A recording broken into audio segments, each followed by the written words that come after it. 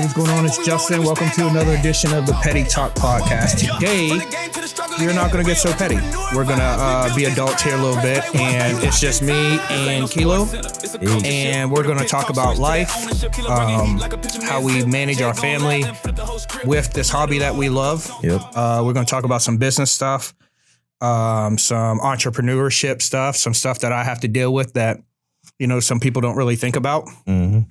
And give a little perspective on some other things. So how you doing today, Kilo? I'm good, man. Good to be here. You know, I was blessed to wake up and get to do this. Yeah. So let's get started. I want to go on a small little rant this morning about the business side, right? Okay. So we're going to start with business. And I need people to understand that when you are in business, there are two different kind of mentalities, right? Mm-hmm. To be fair, there's a worker mentality and there's a business owner mentality. Right. And this is not to talk down on anyone who's working a normal 9 to 5, because we've all done it. Right. However, when you are especially a small business owner, you have so many other things that you have to factor in when your decisions, right? When you go to work, you're worrying about your job, what you're supposed to do, how you get through your day, right? For instance, when I wake up, I have to worry about not just the logistics of that. I have to worry about my employees. How are they feeling today? All right. Where's their mental state at, right? Because that affects what's going on. Right. I have to make sure that the business runs, because now I have other people outside of my family that rely on me for everyday stuff. Like, you know, like, because if we don't make the money and they don't get paid, it's an issue. That's another pressure that we have, right? We have to deal with vendors. We have to deal with people. We have to check our ego and pride when sometimes we're being openly disrespected, right? Because someone who is telling us about our field that they know nothing about, but they're going to explain to me how to do my job when you don't know anything about it. There's so much that goes into it, and so much pressure, and so much added stress that goes into that. And because you and your wife are getting into the entrepreneur side, you guys are about to start a business and stuff like that, right? So you're transitioning from that. Like, have you experienced any of that? What's your mental with that? Or how do you feel about what I just said, even with the employee and the boss or the owner mentality? So I've been a manager for over 10 years now. Okay. Right. So I could relate to the second part of what you were saying, as far as, you know, every day you go in, you got to deal with different, in my personal opinion, I got to deal with different personalities. You never know what's going on, type thing. Sometimes it's like not a babysitter per se, but you gotta be like, okay, here we go, because you're dealing with different personalities, attitudes, especially in the field of work that I do. Yeah. Right. So it is kind of difficult to try to balance that. The only thing that I don't experience is, because no matter what, if something good or bad with the business, they're going to get paid, because I don't control that, because I'm working for an entity, right? Yeah. So that part of it where you said, like, if things don't go good, you got that responsibility of like, oh, hell, how they going to get paid, right? I don't have that part. No matter if they make me mad, they make me mad or whatever, they're going to get paid regardless. So, but it is difficult, especially now trying to, because like I try to lean on you a couple of times. I ask people, does trying to actually get it started and what you want to do. And it does, to be honest, since, you know, we're going to be vulnerable today, it's just the fear factor of, like, how do I do it? Do I want to invest this? Do I want to, because, you know, you've been doing your stuff on your own for a while, so you're used to the loss. You know, just be real, y'all. You got to, if you do a business, you got to be able to take L's, right? So I've never been in that position to, like, take a big loss. Even though, but also you got to be able to believe in yourself too, right? Yeah. Like I've never seen you like, oh man, I didn't get to do this. All right, cool. Like I'm in a rut. Like now it's like, what's next? It's, you know? Like, how can I say it? It's not like an overconfidence, but it's like, unfortunately, I've had an extremely rough childhood, right? Right. So like in my growing up and my stuff, like I've always been in a survival mode, right? Per se. So for me, I thrive in situations where my back's up against the wall. Right. Sometimes, and I know it sounds crazy, but sometimes I do it purposely. Okay. Right. Because I know if I put myself in this corner, I know what I'm capable of, and I know that I'm going to fight out and make it happen. So sometimes I'll be like, hey, look, I'll overextend myself. Right. But it gets really hard because, like with our hobby that we have, because I also have to juggle that. Right? I am a major sponsor. Yeah. You know what I mean? And that consists of also managing not only my work on an everyday basis, now I'm managing a whole team. Right? I'm managing teams. And when it comes down to booking flights or booking hotels or making tournaments are paid or making sure people ate or doing all the stuff. And like sometimes I think, because I am notorious, like I am known for sometimes I'll spaz. Right. Not like spaz, like no, let's be real. Yeah. I'm a spaz fuck out. Like I'm a spaz. Sometimes I spaz out, but I spaz because like, and I'm recently going to therapy and shit. You know what I mean? How's that going? You went yet? Yeah. I actually went earlier today too. Yeah. Okay. So I'm learning a lot about myself that I thought I was always super self-aware person. You know what I mean? So I'm learning a lot about myself. And I think part of the reason why like I spaz is because everything that I do, whether I'm in a relationship, whether I'm in business, whether I'm in anything, I only know full go. Right. So you're getting 1,000% of me at all times. All time.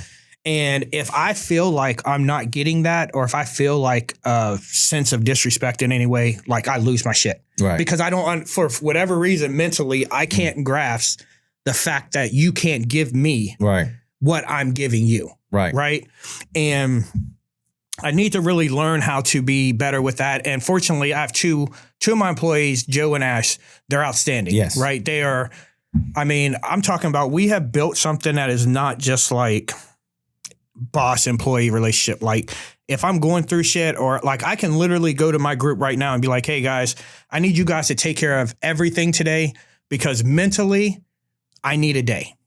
Mentally, this is where I'm at. Yes. And like, we are to the point where we can have those conversations. That's good. You know what I'm saying? And they'll be like, hey, look, okay, you got XYZ on your plate. We got this. Don't worry about it. And they'll also tell me, hey, look, if I'm fucking up, they're going to hold me accountable. Just like they're like when they fuck up. Well, that's a big step for you. Yeah. And that's big for me. Right. Yes. So they'll be like, hey, look, you need to step back because this is not right. Okay. You're not doing this right. You're not taking care of yourself. You're not doing this. And the relationship that I have with my employees has really, not only has it grown my business by leaps and bounds, but it's grown me as a person. Right. Even at my age, you know what I mean? I'm an older dude. I'm over 40. Yeah. You know what I'm saying? So it's been something that's well needed. And it helps so much, man. Cause like life, y'all see, like we do a lot of good stuff and you see us out and we're doing teams and we have the tat and chat. That's gonna be good. Yeah. This Sunday, tat and chat come out. We're going to have a live podcast. We're gonna have tattoo artists there. I might get me a tat. You ain't doing a scary ass. My bad. Scary. Okay, so I'll get into that. Yeah. I'll tell you the reason why I don't have a tattoo. Okay, let's hear it. But I'll go into something first, and then I'll tell you the reason why I never got a tattoo. Okay, let's go. So for that growth, like you said, with yourself and therapy and things like that, how long we been rocking out? About 3 years? Yeah, about a little over 3 years. So I can honestly say I was one of the ones that actually tested your temperament because, like you said, when we first spoke in Dallas, right, I shot my shot. I'm like, hey, man, look, if you willing to do this for this group, I got a group that's going to appreciate this kind of money and this kind of treatment, and you're going to get wins for it. So you're like, that's all I wanted. That's all I asked for, right?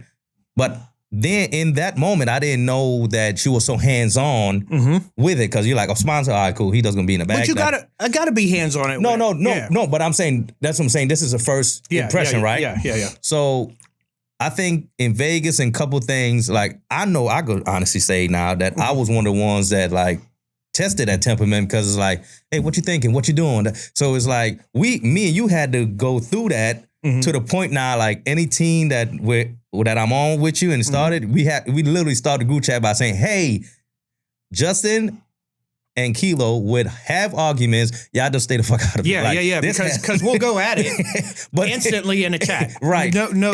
So we was like, but it's always been a respect thing. So it's like, you know where I'm coming from because I want to win. I know where you come from because you want to win as well. So like that's why Jay is like a great balance too. Because they're like, both y'all shut the fuck up. Like you wrong or whatever. So for you to allow those girls to come in and those women, I'm sorry. Yeah, women. Women. Sorry, Ash and Joe. But for you to allow them to come in and take such initiative with that, that's showing growth. And like I said, even today, like you calm, you seem mellow. So like I need to do therapy my damn self. So and honestly, I was talking to someone too.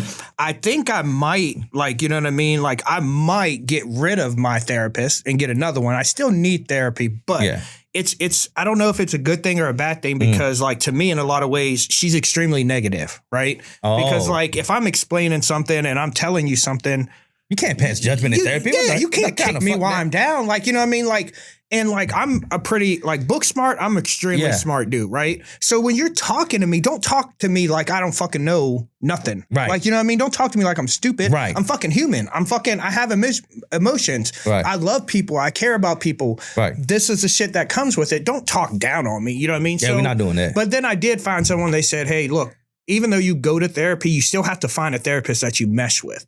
Right, it's still important to find someone that you mess with. So it ain't like, hey, happy this my. So people actually like sift through, like, okay, you're not the one. That's what I hear. Like I've heard from multiple people, like, hey, sometimes you got to find your right person. That's what's up. You know what I mean? So that's what's up. and it could be me. I could be the problem.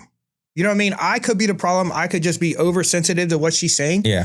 And not accepting it, you know, for what it is, because she's holding me to, I hold myself accountable, but maybe she's holding me to a different level of accountability that I haven't had before. You got to be able to see yourself. Yeah, and it makes me feel uncomfortable. Yes. You know what I mean? So maybe that's the case, but either way, I'm trying because I need it. And I had a thing, another episode I did with some people from home. Yeah. The one I did. And I'm trying because I need to be better for the people that I love and I care for, right? Because they don't deserve to see me angry. They don't deserve to see me because they see me do so much good for them. And then when I spaz or something doesn't go right, you know what I mean? I just have to be better. I had to be better. Like, you know what I mean? And now we have, you know, this is going to be my first time coaching high level women. A or conference? Conference A. Conference A. And we're pushing it. You're pushing it. We're pushing it. Last year you were conference B. We realistically, we have the talent to play at the major level or double A level, but there is no double A in women's. So it's going to be interesting how we do. We might start out the year. I don't know if you've seen it before with that TBD next to your name where it's like to be determined. Oh, yeah. You know what I mean? If you're going to be here or here because we're close. We're close on points. But I also want to be like, I'm doing this too. So I enjoy leading, right? Military stuff. So I like being a leader and I like leading people. And so I'm super excited about it, man. And I got a girl for you to check out too. She's fresh out of college. 2 years. I think she just graduated, but she's just getting into softball, but she already hit home runs and all that crazy stuff. So, I mean, no, I just say, you know, you all got to have somebody on your radar. I ain't saying you'll get her. But, I mean, we always, and I'm doing a C team also. Okay. And we're going to be like a CB combo. Okay. Where, cause I'm trying to build something that lasts, just like with the business or everything. I'm approaching this with that same mindset. Like, hey, we're going to do this. I'm not doing this for a year. Right. And I'm doing this for the long term. So you're trying to get your name, your logo on the wall in. Right. So like, and we've already made so many great strides in that aspect. So I'm super, super blessed and super thankful for that. And now we're just trying to cement our name. Right. And submit the brand. So yeah, that was a good start about, you know, some stuff that we got going on personally, but let's talk about some other personal stuff, Kilo. Like, wait, let me get into the tattoo thing. Okay, go ahead. Tattoo. So the reason why I never got a tattoo is because of this lady right here. That's why I wore the ring. My grandmother is there, right? We call her Zaylee back home. So I always promised I would never get a tattoo. That's the only reason why I never got a tattoo. Like I even had like a little pendant thing, the tattoo I wanted or whatever. But it's just to the fact that I promised her I never get one. Like, but she's gone now. So it's like, I might just get one with like her name. In a memory, like you know what I mean? Like, So that's why I just might get the tattoo. Crazy story about it. I have a shit ton of tattoos, right? Yeah. But all mine cut off the cuff link. Like I have nothing on my hands, my neck. So when I'm in a suit, you can't tell I have anything. However, the reason why I started getting tattoos is after my first deployment back from Iraq, it was like my therapy. Oh, okay. Like that pain, that isolation, that time during a tattoo, and then it turned into like a mini addiction for a while. Yeah, they say like once you get one, they're like once you get one, it's like you get over that first one. It's just like it's crazy though because people will go get tattoos and they'll get like fully numbed before you do it, so they don't feel it or they won't feel. Yeah, I see this thing that puts you to sleep now. Like, what's the point of getting it? Like part of the point of getting a tattoo It's part of the pain. It's the pain, right? The aspect you're feeling. It's a process. It relieves. Okay, yeah, it's a process, right? Okay. It's a process of, the whole tattoo should be an experience. Okay. You know what I mean? But people are killing that now. They're doing the extreme, like the whole back. They'll go, those people like NFL players, NBA players, they'll get put to sleep and go into like a surgery room and have like 4 or 5 different artists do their shit and come out and be done. So what's the longest tattoo time you've had? I know that one you had on your leg, I think. Well, yeah, that took my shin sleeve took in total like 13 hours. But 13? But I didn't do it all in one session. No, I didn't do it all in one session. It was 4 sessions I did that one. I broke it down basically 4, I did 4, 3, because the third one I have metal in my ankle. Oh, okay, yeah. And they were going over that and I tapped out. Not gonna lie. Tapped the fuck out. That pain was just crazy right there. That was crazy. I'm done. Yeah, I'm done. Shut me out. So, and then I came back and I finished it. Actually, it was 3. I did it in 3 sessions and it was awesome. And that's what I'm working on now. Now I'm going up into the thigh. So it's going to be the whole leg. Oh, okay. And it's just, I'm a big scary movie person. Love them. So I got Jason, Freddy, Candyman, Pennywise, the Scream dude, Michael Myers. They're all going. Pennywise is different. I can't even lie. He a different type of dude, man. He eating kids. I was like, ooh, shit. It was, that's just. We'll get into that later, but that wasn't just his preference. But let's talk about Talk to me. Let's talk about you. Let's get in it. How did you get? I know you weren't born and raised in Florida. Okay, so right. So let's get to the roots. Let's get to some family stuff. All right, and then explain to me how we got here. Okay, so I was born in New York, but raised in the Virgin Islands. Okay, so my dad and my mom is from St. Thomas, Virgin Island. So I was conceived in the States, but due to some things, I got sent home when I was like 1 year old or something like that, 1, 2 years old. And ever since my grandmother raised me. And so my grandmother was my mom, like literally, like she was my everything. So that's where we're going to get into it a little bit later about diet and, how people get big, how people get small, because I could go into all of that. But that lady raised me. So I'm kind of different. People got, moms that, like the daddy ain't there, My dad and my grandmother raised me.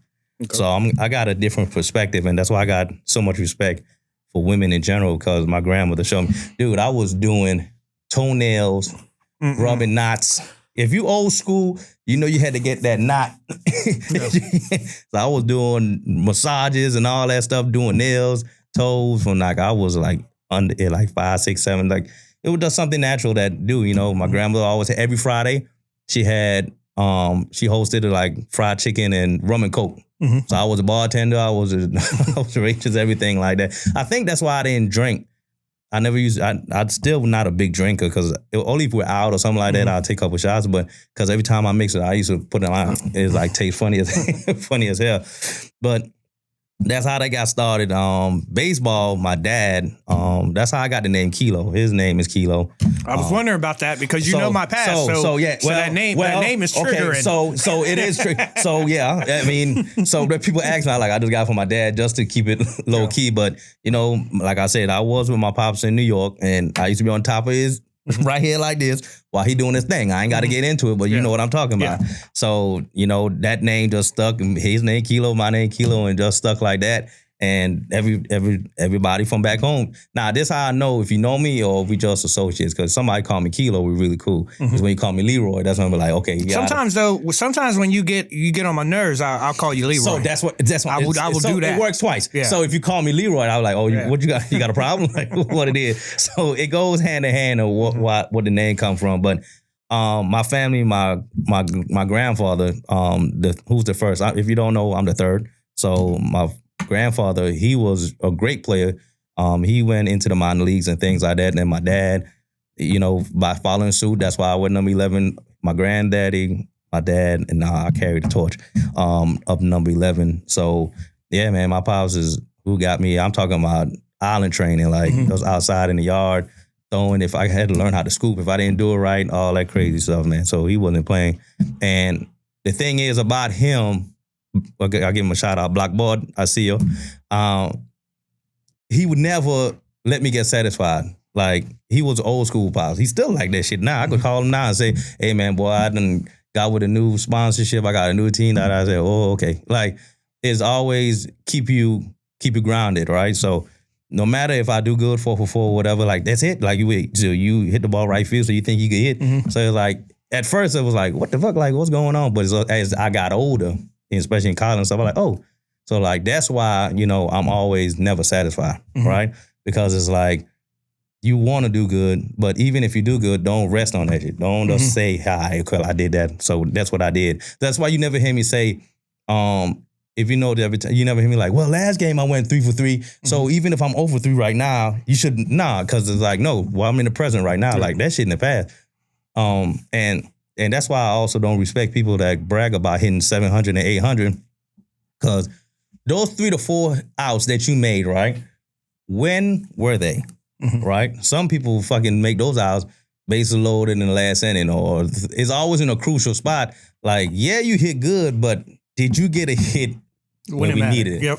Right? And excuse me, when I break it down to them like that, they were like, well, damn, but I still, no, you're not getting it. Did you get a hit? I'd rather somebody hit like dog shit, but when it's time to get a hit, you get a hit. That shows a different mentality of So I got that from my dad and my uncle too. My uncle, Big Frank. Like I said, our family's full of baseball players. And that's why I got that hunger and desire from my pops. Still hang around coach and all that stuff, but they both stopped playing right now though. Okay. Yeah, man. So let me see, we're still on the live here. But so how's the family life? Me, myself, I haven't been, I know you're married. Yes, sir. You have the one daughter. Any more kids in the future, or are you done? Somebody just asked me that on the basketball court yesterday, right? Like I said before, if I'm blessed with it, I'm not. I would take it, full hand. But I am very content with my daughter because she. You don't want a boy? Wife. Okay, so let me get into that, right? Let me get into that. I do want a boy to carry the legacy on, right? I do want that, but.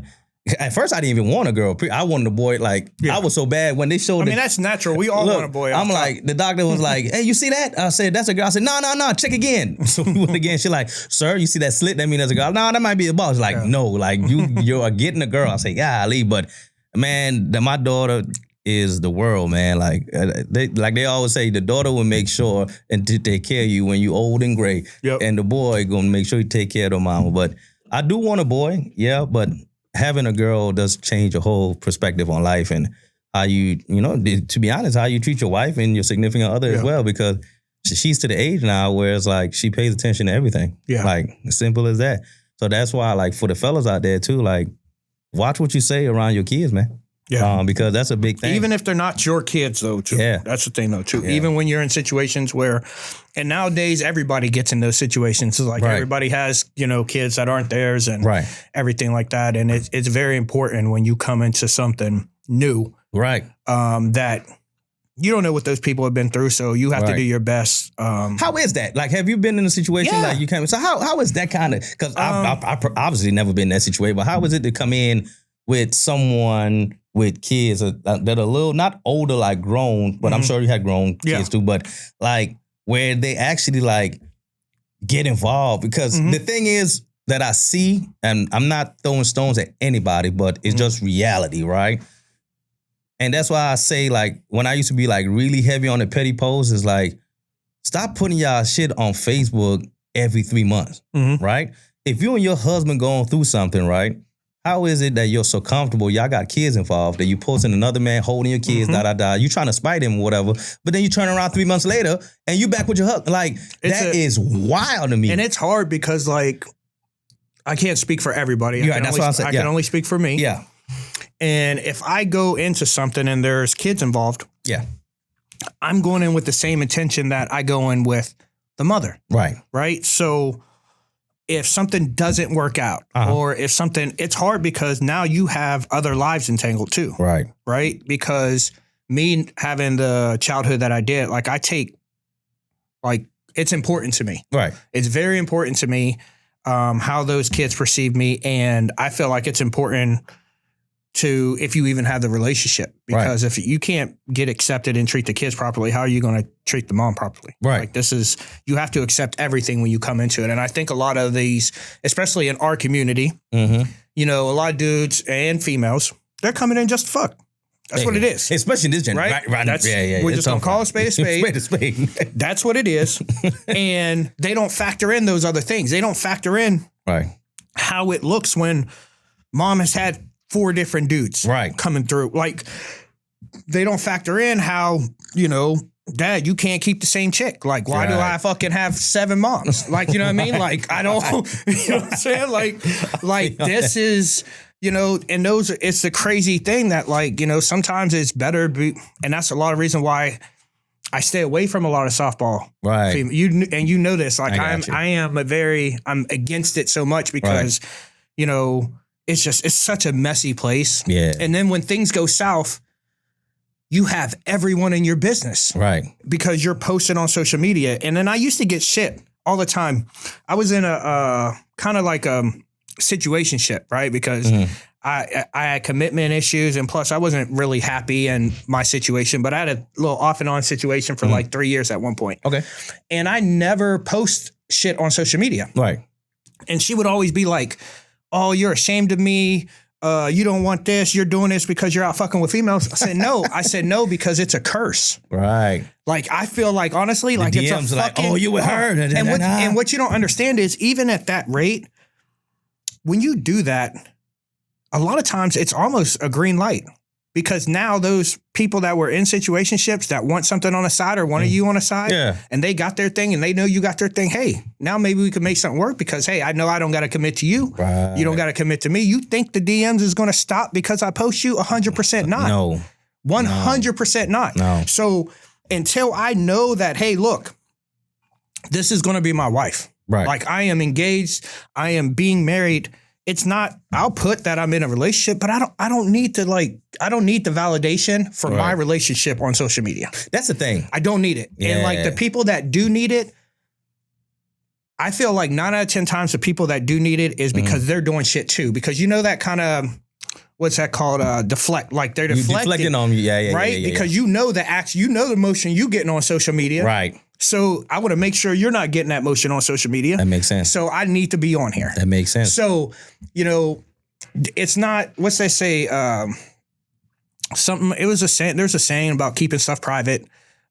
Things that last or private or some shit like that. Yeah. And it's not, because I can love my woman out loud in public, in front of everybody. Right. And everybody already know what it is. As soon as you see me, how I treat her, how I do everything around her, you already know what it is. But that don't need to come on social media for what? Yeah, because the thing is, you like, people be saying like, oh, they all happy and stuff, but we know what you're doing. Yeah. You know y'all not happy. Y'all just doing that social media shit. Like, yeah, you want to play, and then you look dumb as fuck because you done broke up with this person. Now you over here, and no real woman or man is going to want to fuck with you when you got fucking been in 3 relationships in fucking 4 months. Ain't nobody got time for that. So you make yourself look dumb too. Mm-hmm. And now I don't even want to fucking approach you because shit, you messy as fuck. I done seen you with Chris and Damon and whoever else. These are not real names, by the way. No, they're not real names. They're not real names. I'm just throwing random names out. You know, y'all say, who's that? But I done seen you with all these people, and then you think I'm gonna take you serious? Right. No. Right. It is tough. It is tough. You know what I mean? And for the women, I understand it too. Like a working, like you say, people end up with people they work with and stuff like that. So I understand. This Celsius is so good, bro. It's so good. I'm sorry. This shit be hitting. See the light skin shit out there. This shit be hitting, bro. But I get why, like, because they're around softball, so they're going to end up with softball people. Like, I understand that. The only thing is, like I said before, just, you don't got to post everything at every time, because it makes it look crazy, because you can't be in love, so madly in love, and then a month within a month's time meeting that person, and then this is why I wish Jay was here, because Jay was here, I'd say that's some, and then that's some, so he would have been able to elaborate what I'm talking about. Jay been fucking up, man. Jay, you about to get cut from the podcast. We about to have a new podcast member. We're putting applications online right now. Applications for new podcast broadcaster. My boy working. About to get cut. My boy working hard, man. But We always, like I said before, man, we always gonna make this shit work no matter what, because what y'all don't know outside of this, we are literally talking almost every day, communicating. Non-stop. So no matter how deep we go, whatever, we're gonna be cool no matter what. And we really don't give a fuck what you say. You know what's crazy though? I think Sunday's gonna be wild. Like I put on there that we could have 8 people max. Like mind you, my guys come in, we're starting at 1. My guy's going to be there probably about 10 o'clock. He's going to start on me early. Oh, you getting So I'm going to I'll have about 3 hours in before people get there. And so that way I can finish up, control stuff. Mm-hmm. And, but we already have like fucking 12 people. Damn. Yeah. And like, I'm like, they're like, hey, I want to get this. I'll get this. So like, dude, Deshaun, you know Deshaun, dude, he's from down in Florida. He plays b-ball. Todd? No. The tattoo guy. Oh, yeah, I don't know. Well, he's coming up. He's coming up from Orlando with some people too. Yeah. Okay. So he's bringing his staff. That's the guy that play on the conference? Yeah. I seen him. He's from New York. Okay. I seen him. He posted stuff up. Yes. So he's coming up, and then they're going to bring a book. So people, I'm going to try to keep it to like an hour. Yeah. So he makes his money. And you know what I mean? It keeps it thing. And I used to have these all the time. They're great for like networking. Yes. It's a great networking opportunity, and it's going to be great for people to get on there, see what we do, come talk with us, chop it up, ask live questions. And I'm excited for it, man. It'll be good to see some people. They're coming out to the shop. You know what I'm saying? We'll have some food out there, have some football on. But yeah, I'm super, super, grateful for what we've built here on this platform. Man, you know what I mean? This has been, I'm loving it. It's been crazy, and I'm like really appreciative to all just that to see something from the grassroots, like be part of something from the grassroots. The ceiling. Ain't no telling. And even with y'all, because like how many ideas, you know, I got my hands in a whole bunch of business shit, right? Yeah. I got my hands in shit that people don't even know that I got until after it's done. Right. And there's so many things that I bring to people and I say, hey, look, I got this crazy idea. Yeah. Like, you know, you want to be a part of it? And everybody, like not everybody, but most people are like, nah.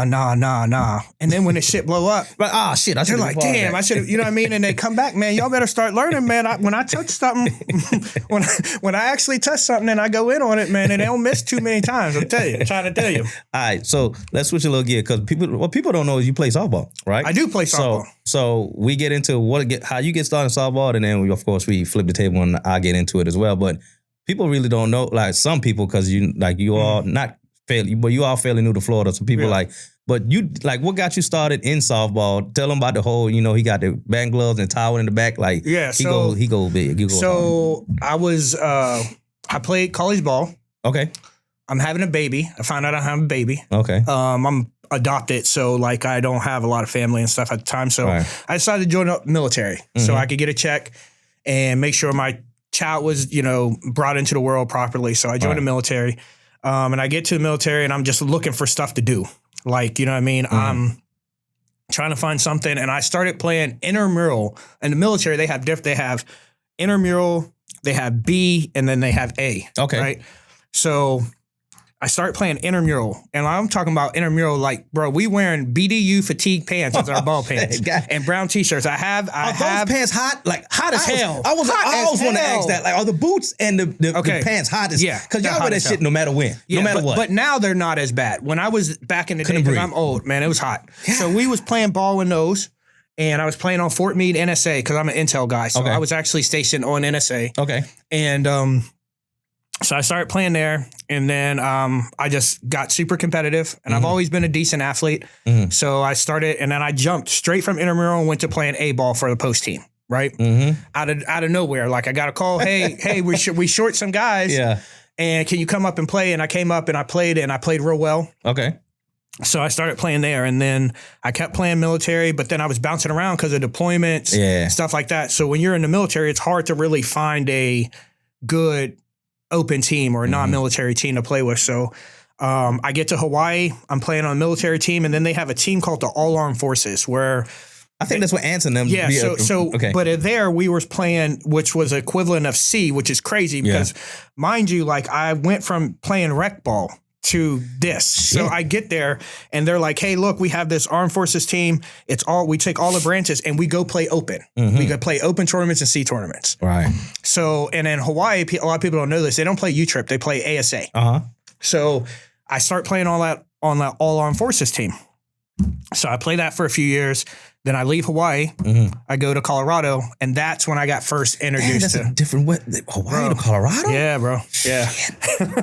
Yeah. And then I go to Colorado, and I get introduced to, I'm playing on a military team again, and then I'm a civilian C team called Rome's picked me up, asked me to come play with them, and I went there. Then I bounced around just playing ball. Got all the way up to the B level. And then life started happening, man. I was in the, Yeah, I was you know what I mean? It was outside. I was outside. Listen, I was outside and, money and taking care and providing, whether it was good or bad, that took over everything.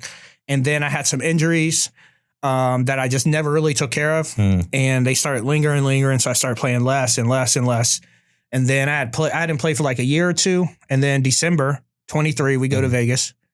You know what I'm saying? I had to pop out. Oh, shit. I had to pop out. Okay, before you get into 23. Before you get into 23. Yep. Because 23 was, you were sponsoring playing. So let's get back to how you even end up like, when the money start rolling in. Yeah.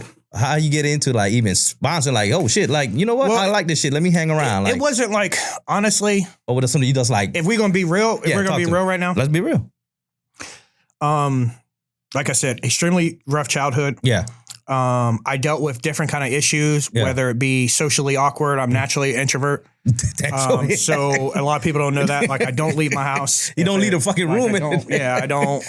And like, honestly, like I was in a place where I was in the streets a little bit. Okay. And I just wanted to be around people. Okay. And if I'm being honest, like I was being something I wasn't. I was putting myself in situations just so I could be around people, and I was getting love and I was getting attention, but it wasn't the right way. Right. It wasn't for the right things. Gotcha. It was because I was beneficial to those people. Right. You know what I mean? Okay. So, and then I got into it, but that kept me around the game. Yeah. It kept me around the game, and eventually it came full circle to where I met good people. Okay. Right. But for the long time, like I was just going through people that were just using the situation, and me, I didn't care because I could wake up with $5,000 in my pocket, spend it, but I know I'm going to go make it tomorrow. Right. And I didn't care. You know what I mean? Because it was just coming and going, you know what I mean? So I didn't I was taking losses, but I wasn't like really seeing it like that because I know I would just go get it right back. Because you were damn sure too cool for me in 23. In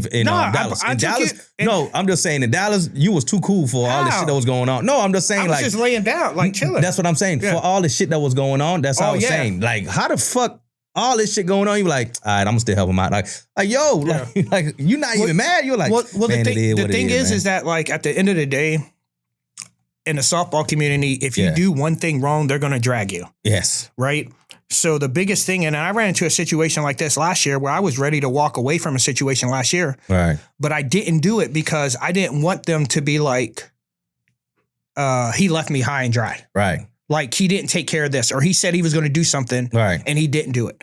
So in a lot of ways, I would put myself in these situations and then I'd be stuck because I would know after I would start, I'd be like, oh, this is a good situation. Yeah. These seem like good people. And then everybody starts out good.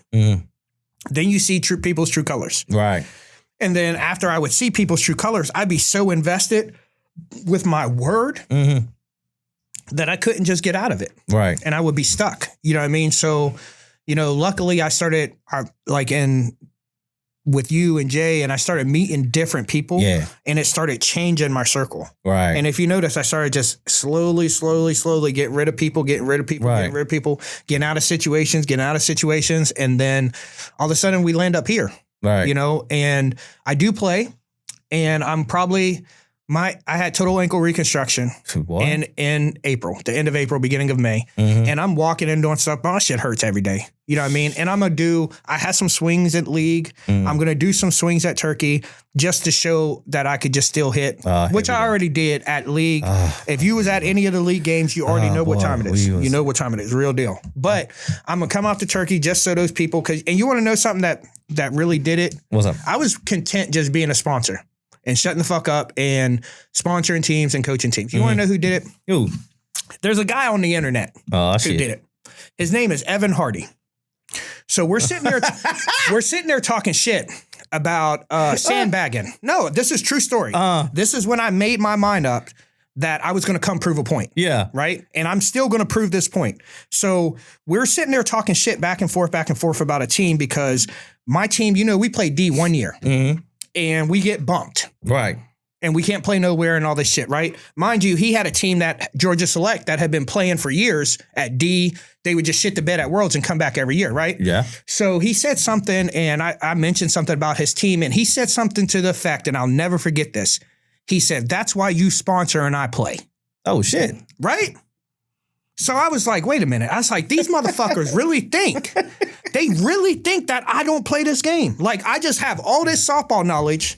And I know so much about this game from sitting on the bench the whole time. Right. Nah, I said, okay, that's because up to that point, I hadn't had ankle surgery. I needed it, but I just kept putting it off because I didn't want to do it. Right. Within a month and a half, I got back into the doctor. I set the schedule up, and that's what I'm doing it. And I know he has a 40s team. He has a 40s team that just went and won some shit. We're bubbling. And we got a 40 team that's coming up. And what did we do to that one team? Remember, we chased them around all year? We chased them around and we just played them. I'm going to find him. Find him. And we're going to match stats for the weekend.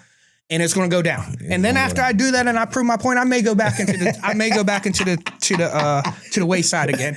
But honestly, that I have little things like Michael Jordan used to say, there's little things that would light a fire. That lit a fire under me. Yeah, man. And that's why really honestly I'm coming back. Okay. Because I got a point to prove at this point. I'm sponsor and coach because I enjoy doing it. Yeah. But don't get it twisted.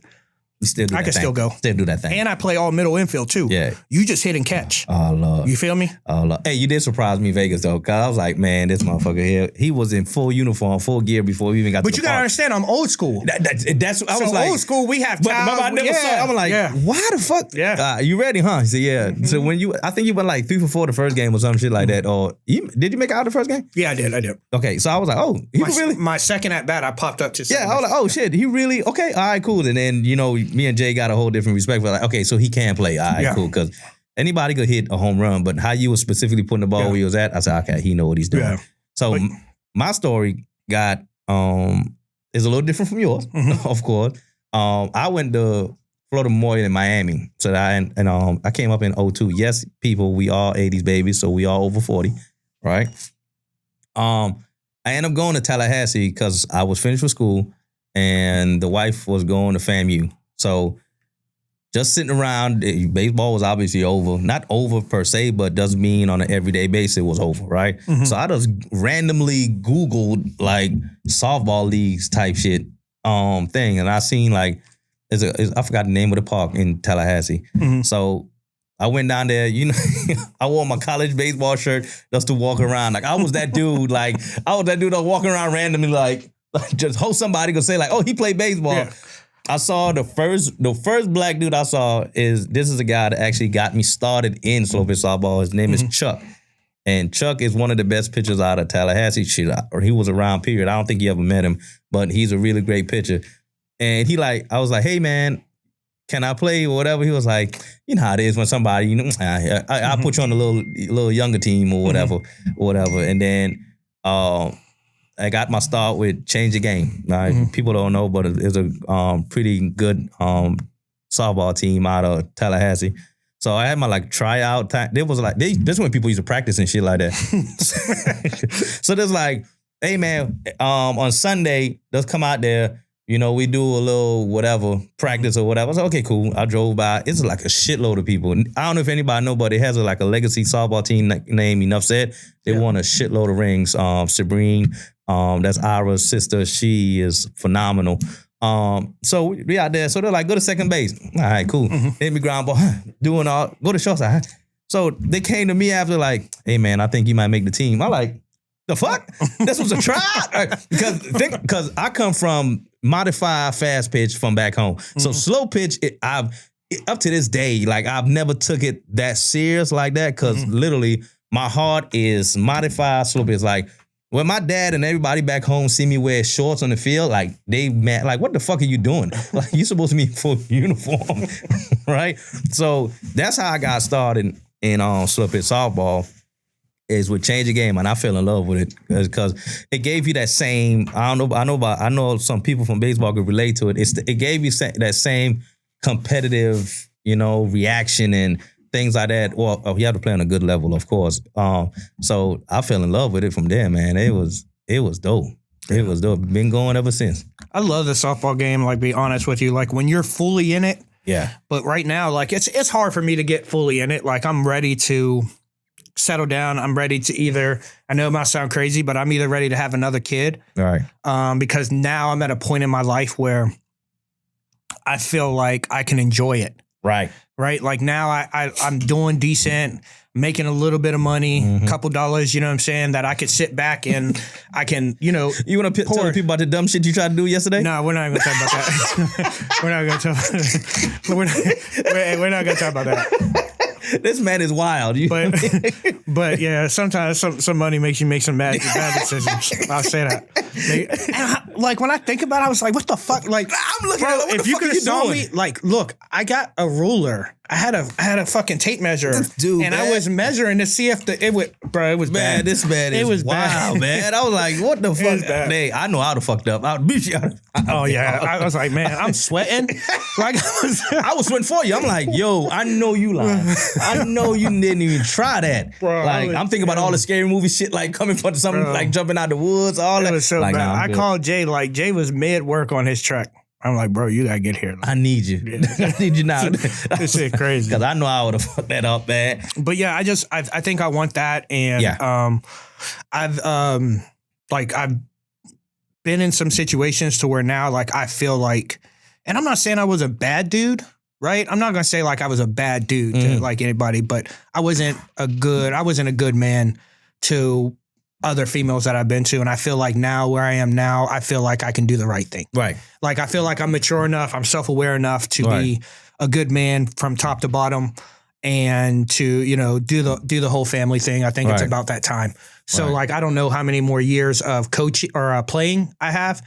Like I said, I'm coming basically just to prove a point. Right. But then after that, I'll probably just fall back, continue to coach these ladies that I have and, sponsor and do my thing on that thing and continue to establish the brand and grow out from there. On that, I ain't gonna lie. These past 2 years, gonna get a little deep, but that perspective that you have, I'm almost there.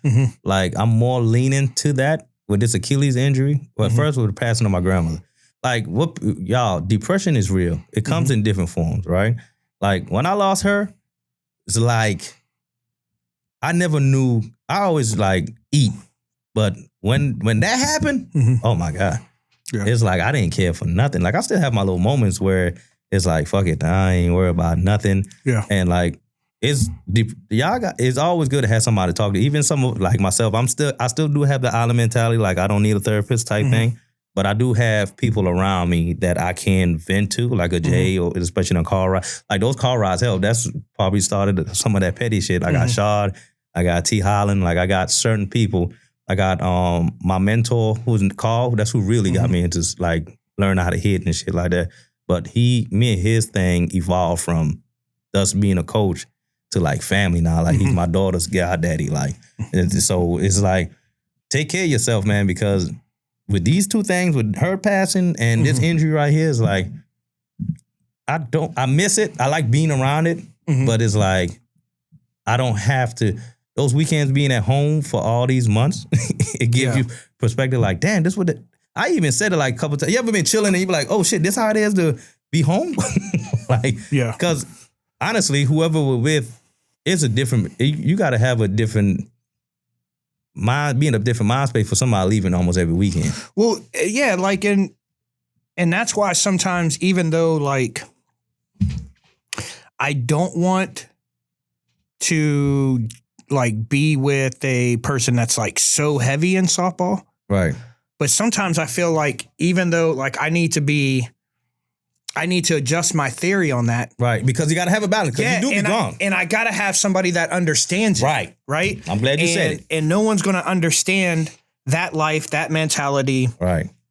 How those things go. Right. More than somebody in the game. So now I got to find a happy balance. Right. Right. I got to find that one that is in the game, but not in the game. Yes. Right. So like she plays, but she still is like, once that game is over, she's at the 10. Right. or we're leaving, or it's whatever it is. Right. Instead of like, oh no, I don't want to be at the park hanging out with 15 dudes around. Right. You know what I'm saying? Like I don't need to do that. I don't need to be at the park with all these guys getting all this attention, wearing as little as possible. So if finding that happy medium, I think that's what I'm going to have to do. Right. Because I'm just too involved in it. Even if I'm not coaching, it's hard not to be around it. Well, with the business. Yeah. Like you gotta understand, even if I'm not coaching, I've got fucking tents. Make that money. So I'm still at the field. So you know what I mean? And you have to have someone that can trust who you are as a person, because that whole atmosphere. Yeah. It promotes, like in a lot of ways, it promotes infidelity. It promotes drama. It promotes that, because you got dudes out there half the time, they got their shirts off or doing whatever. You got chicks out there, booty shorts, sports bras. That aspect is in your face the whole time you're at the field. You know what I mean? So yeah, I might have to got to find a balance. I might have to give in on. I might have to be like, that might be half one of my things. I'm going to have to be like, hey, look, it don't matter. Yeah. But I just got to make sure that you ain't out there. See, I got lucky. I don't, my wife, she doesn't play no kind of ball or anything like that, but we've been together for 20 plus years, right? And she met me playing ball. I was already late. I already said, this is what I do. I've just been lucky. Oh Lord, there he go with his goddamn Celsius. I've never had that of like, why you leave and where you go. Like, it's never. So you never came home, said I was going to be home Friday or be home Sunday. And you never came home at 7, 8, 9 o'clock on Sunday, have to go to work at 8 o'clock in the morning on Monday, and you never had an issue? No. Look, me and my wife have literally never had, I've never even said like, fuck you, or you ain't. And does she go to tournaments? Like, I know your daughter does, because she's chill with me. So when we first started, she used to come to tournaments, right? But it's like, she not waking up at 8 o'clock in the morning to go to the field. Yeah. Like, I'm not doing it. Like, if I say, like, come on, let's go, like, they'll go. So now it's like, I pick my poison now, like a Panama City or something. So like, she has something else to do. So if she's not, like, Columbus is tough.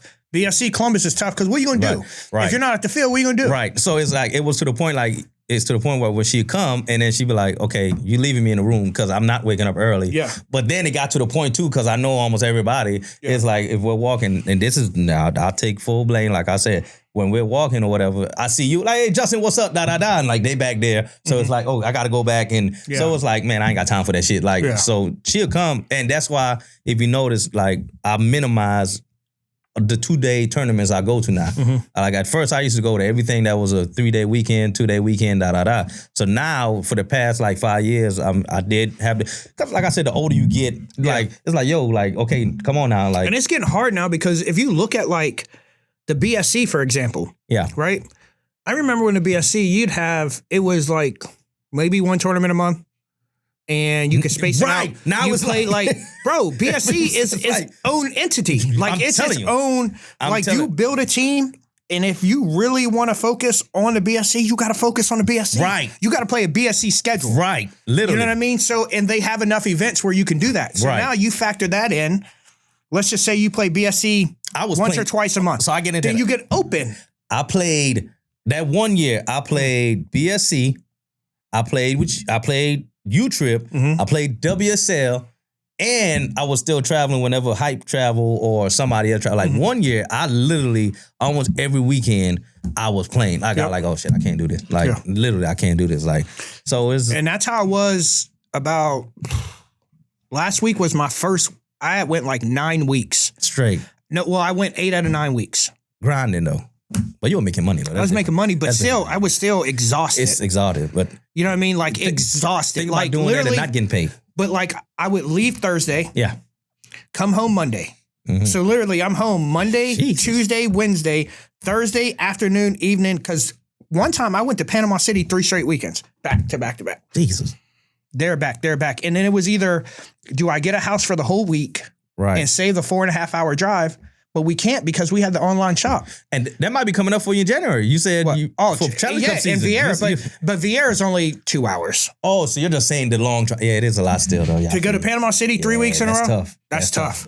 And you pulling trailer. Pulling trailer, too. Jeez, so that's not a regular, like, drive. You still got to because it goes from getting fucking 20 miles, even in my truck, I'm getting 21 to a gallon, but in the trailer, I'm down to 12. Jeez. You know what I'm saying? And me, I'm not gonna lie, I ain't no truck dude. Like I can't back that bitch up. I can't back up a trailer to save my fucking life. I'm going one way. That's it. Hey, I found a way because I do for my one job. I used to find a way to go around. Like, what you doing? Hey, just leave me alone. I can't do no trailer, man. I can't do it at all. It's crazy. Like I was talking to the workers and they're like, yeah, we got to get a bigger trailer. So we're getting a bigger trailer, right? Yeah. I'm like, man, you sure we just don't need no Sprinter van? Like, right. You know what I'm saying? Like we need to get a Sprinter van or something. You know what I mean? They're like, no, we need a trailer. Like, so we can have this organized. I'm like, fuck. You should have came. You should have been in Florida when Jay had the Polar Express, that big ass Sprinter. Oh no, the black one. Yeah. Oh, that shit was big and nice. Honestly, I wish I would have had hype. Mm-hmm. That would have been a great. Oh yeah, I would have took it. That would have been right there. I've been like, Jay, look, I'll let you in the business right now. Toss me the keys. Toss me the keys, man. And we good. He sold that hoe for a good. Them motherfuckers sold value. That bitch was nice. Yeah. That shit was nice. I ain't gonna lie to you. We had plenty good road trips for that. Yeah, he was playing with the Ville when yes, but you just wasn't in Florida yet. No, yeah, I was still back and forth. Right. I would pop in. You wouldn't even know when I was. I'd show up at late night. What you was doing here? Like the hell you doing here? I'd be popping in and out. But I do got one thing to share before we get out of here, right? Because I think we about close to that time, right? So, petty shit I always end up seeing in my eyes, right? So randomly, I was having lunch because I'm back in BP. Okay. I had to be. I did 3 sessions already, so I just did a session this past weekend. So my homeboy Lex came down. Shout out to Lex. So like if you hosting a BP, you like let's go eat. Mm-hmm. We ain't first watch. Randomly, I swear. You seen I'm not even making this up. So I always talk about like the stud thing. You ever heard the thing I said? I open the door for the stud. They look at me like I'm crazy. How about that situation present itself again? Right. So I'm sitting down. I just happen to look out. So the couple, the girl, Sir Ma'am, I respect that whole community. So she popped out. So she walked around and opened the door for the young lady. I'm like, so she's a gentleman? Like, okay. I've never seen it, right? Mm-hmm. So you know what I did? They walking in, I opened the door for the stud. The stud looked at me like, yeah, like goofy ass little boy. That's what she looked, goofy ass. Here you go. Hey, I like, here you go. I never look at Real, I like, man, let's go ahead, man. But I be like that too. Sometimes you be a gentleman, I'm a gentleman. Like we both gentlemen out here, right? Man, that's how it be. Sometimes, man, you be out on going out on a date or something, try to open the door, and the dude open the door for you and hold it the whole time. I got it, bro. I got it, bro. Hey, you hit him with the high arm, right? You go over their arm with the high arm, like I got you, bro. I told Lex was shaking head like, how do I said, bro? I tell you that this shit doesn't happen. Petty shit doesn't come my way sometimes. I was like, I gotta share this on the podcast, man. Hey, but before we get off of here, yes, sir. You got a little bit of news, right? For the different bat stuff. What's going on? Wait, we're not yet. Not yet. Okay. We got something we're going to talk about. We're going to share that. We're going to maybe Sunday. Yeah. Maybe Sunday. Yeah. Also, before we get off of here, just a reminder: Sunday. Yeah. Height Sports Shop. We're having a tat and chat live. We're going to be Facebook Live. Yes, sir. And we're also going to be recording a podcast while we're there. It's going to be your opportunity to come on, ask questions. Yeah. When we're on live, we'll have someone monitoring to ask questions, so we can answer them. We're going to have food there. Come get a little tattoo, hang out with us, and have a good time. About to be a good time. It's going to be a good time. And maybe this is something, maybe not the tat and chats, but maybe we end up making it like a natural once a month. Yeah, we've been shooting that out there. We've been shooting that out there. Yeah, just so like we want to do something where we can talk business and let our minds bounce all ideas off of each other and stuff, just with entrepreneurship, and have, we have a big network, getting a big network, and it doesn't make sense for us not to network. No, not at all. And grow. So, we're going to basically look at that. But again, I want to thank you guys for all tuning in to this episode of Petty Talk. As always, like, follow, subscribe. Like it. On all the social media platforms. We can't say, thank you enough for everything that you guys done for us. Much appreciated. Very, very, very appreciative. And we'll see you next week. Thank you for tuning in. I'll let y'all. Hey, thank you guys for tuning in to this episode of Petty Talk. Hope you go and like and follow and subscribe. Stay tuned. We're doing weekly episodes with new guests, new personalities. So look forward to seeing you guys all soon. Make sure you go and like, subscribe on all social media platforms.